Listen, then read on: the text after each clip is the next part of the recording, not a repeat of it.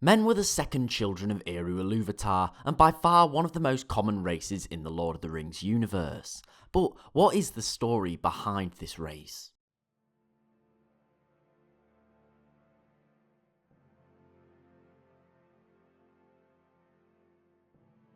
So, being the second children of Iluvitar, they were in stark contrast to the elves, his first children. They had something named the Gift of Men, and this was their mortality. They would age and they would die, and when they did, they would leave Arda.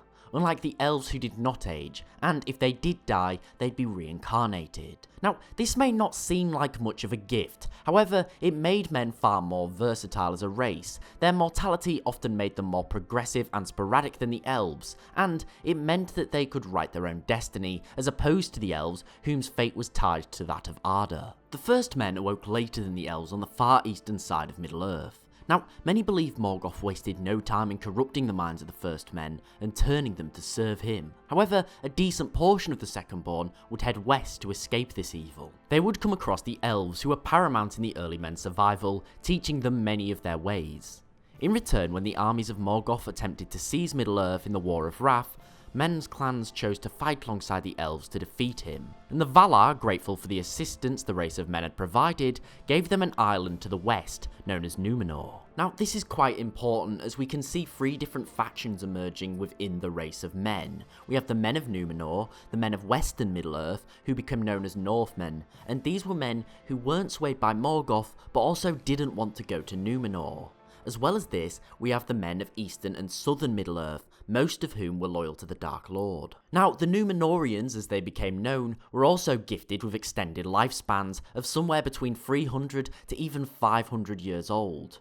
As well as this, they were given divine knowledge from the Valar themselves. They became famed seafarers and were remarkable craftsmen and explorers. However, there was one limitation that the Valar ordered on the Númenóreans, and that was that they must never sail further west, as there laid Valinor, the Undying Land, and no mortal must ever set foot on Valinor. The Númenóreans continued to support the Northmen of Middle-earth and helped establish their early kingdoms and clan holdings. Now, unfortunately, this age of prosperity was brought to an end as Sauron began poisoning the minds of many on Númenor. He made the Númenóreans resent the elves for their immortality and convinced the king of Númenor to sail west to Valinor and claim immortality for his people. Furious, Iluvitar himself, the very father of men and elves, sank the entire island of Númenor, destroying their kingdom for good.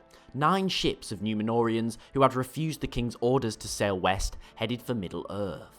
Here, they were highly revered by the clans of the Northmen, and they helped establish the kingdoms of Gondor and Arnor. Over many years of breeding between the Númenóreans and the men of Middle-earth, this led to the dissolving of the Númenórean bloodline. The Númenóreans, now known as the Dunedain or Men of the West, assisted the elves in defeating Sauron.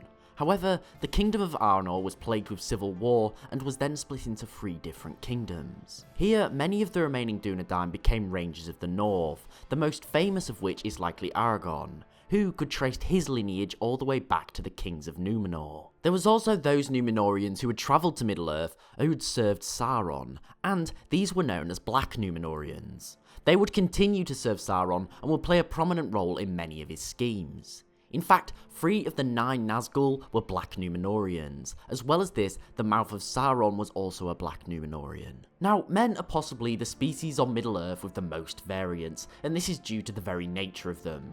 Their gift of mortality makes them unpredictable, and in the eyes of many, makes them far easier to corrupt. Their mortality can make them fearful of their own inevitable death, and many have done terrible things in order to become immortal, either literally or figuratively. Now, this video is just a brief overview of the race of men on Middle-earth. However, there are so many different types, it wouldn't be right for me to try to cram every single different type of culture and monarchy, etc. into one video, so look out for future videos on the many different kingdoms of men. But what do you think of Iru's second-born, and is the gift of men really a gift or a curse? Thanks for watching, I do hope that you enjoyed. If so, please remember to like, sub and share, as it's really appreciated and helps the channel grow, and it also lets me know that you guys want more content like this. Also, don't forget to follow me on Twitter at @TheLoreGuy for regular updates. Thanks again for watching, I really do hope that you enjoyed, and I'll see you next time.